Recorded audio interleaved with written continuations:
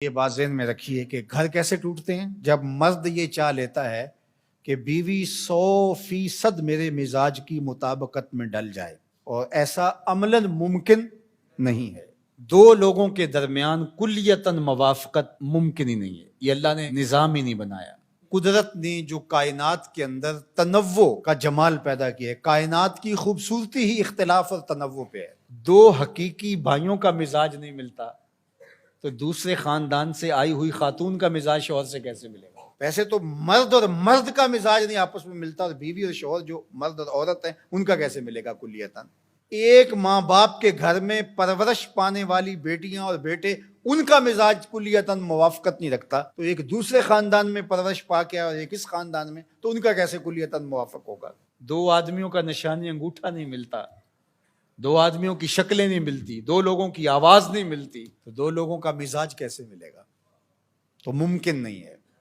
لیکن نفسیات کے ماہرین نے کہا ہے کہ دو لوگوں کے درمیان اگر آپ کہیں کہ یہ تو ہم مزاج ہیں، بالکل ایک طرح سوچتے ہیں، کلیتاً موافقت ہے ان کی، تو وہ بھی 80% ہوگی، 20% پھر بھی فرق ہوگا، اور یہ کوئی کیس ہوگا کہ کلیتاً موافقت ہو، اور اگر ہوگی تو 80% ہوگی، 20% پھر بھی فرق ہوگا، تو 20% تو پھر بھی برداشت کرنا پڑے گا۔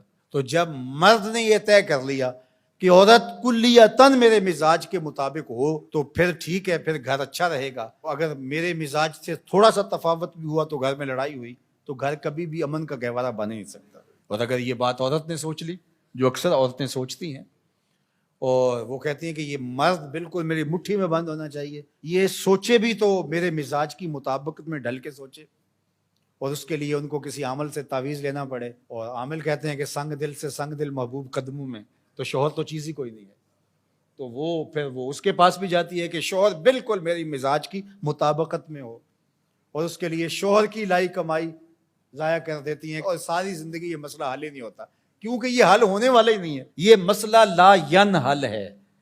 قدرت کا نظام ہی قائم اختلاف اور تنوع پہ ہے، دو لوگوں کے درمیان کلیتاً موافقت ممکن ہی نہیں ہے۔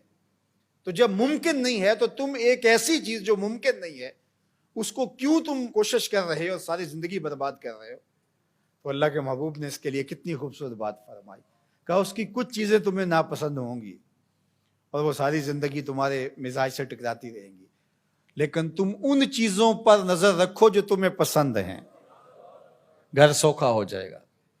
اللہ اکبر۔ اور ان پسندیدہ چیزوں میں سے ایک چیز عورت کی وفا ہے، اور یہ تقریباً ہر عورت میں ہوتی ہے۔ دوسری جانب آقا کریم نے فرمایا کہ میری شریعت میں سجدہ جائز نہیں ہے، اور اگر جائز ہوتا تو میں بیوی کو حکم دیتا کہ شوہر کو سجدہ کرے۔ اس سے بلیغ انداز شوہر کے حق کو بیان کرنے کا نہیں ہو سکتا۔ اب یہ ایک فرمان سے حضور نے ایک تو ممانت فرما دی، غیر اللہ کے لیے سجدہ روا نہیں ہے، تعظیمی سجدہ بھی روا نہیں، حالانکہ تعبدی تو کبھی بھی روا نہیں ہوا، یہ تعظیمی سجدہ تھا، اور میں اگر جائز ہوتا تو میں بیوی کو اس کا حکم دیتا کہ وہ شوہر کے لیے سجدہ ریزی کرے۔ اب بتائیے کہ کس قدر بلیغ انداز ہے شوہر کے حقوق بیان کرنے کا۔ اور پھر آگے کیا خوب بات کہی، ہن لباس لکم وانتم لباس لہن، تم ان کا لباس ہو اور وہ تمہارا لباس ہے۔ قرآن تو قرآن ہے نا، کنایتاً ایک لفظ استعمال کیا، لیکن قرآن کی بلاغت، اللہ اکبر۔ لباس پردہ ہوتا ہے، ڈھانپنے والا ہوتا ہے، تو میاں بیوی ایک دوسرے کے عیبوں کو، کمیوں کوتاہیوں کو ڈھانپنے والے ہوتے ہیں، نہ کہ نشر کرنے والے۔ اور تیسرا لباس زینت ہوتا ہے، لباس سے زینت بڑھ جاتی ہے۔ اگر کوئی بے لباس ہو تو کس قدر اس کے وجود سے وحشت آئے۔ لباس وجود کو، جسم کو زینت دیتا ہے، تو مرد عورت کی زینت ہے، عورت مرد کی زینت ہے، لباس۔